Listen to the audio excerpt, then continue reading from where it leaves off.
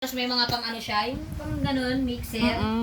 Sabi ko, sige. Sabi niya, kailan ba? Eh, siya may pera na, ako wala pa eh. Classmate ba yun na? Ay, nanay yun, classmate ni ano.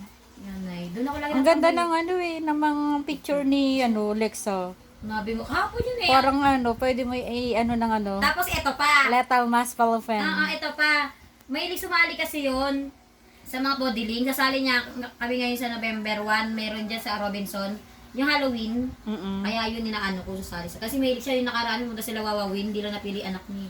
Dapat hindi pa kasi tayo ano nun eh. Talaga? Oo, ngayon, mahilig siya magpupunta sa mga ganun. Sasama talaga ako, sali ko talaga si Alexa. Sabi niya, alam mo yung anak mo pwede mo sali. Kasi nga daw, may mga post daw yung mga ganda. Diba, Tsaka photogenic si Alexa ayun nga sa picture. Kaya nga sabi ko, ayun ako. Sabi niya basta November 1, 31 Malay na mo, si Alexa na yung susi ng ano, tagumpay niya sa buhay. Kaya nga talaga. Umaya, makabili ka ng bahay dyan sa Redwood. Grabe, baka ano. Yan. Sige, i-feel na feel mo talaga. Sige, gagawin. Ang sarap sumandan. Hindi, masarap mag-ano na kumain.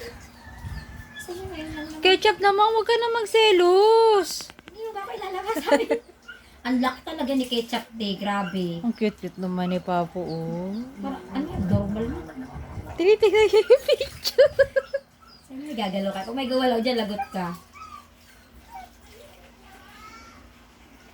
Kaya gising lang yun, sa pahiga niya kaya, tulog niya dyan sa puan. Ketchup, tama na.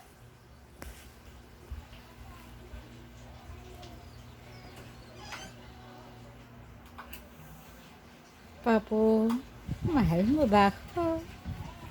Diba Ayoko haba na niya magpa-x-ray.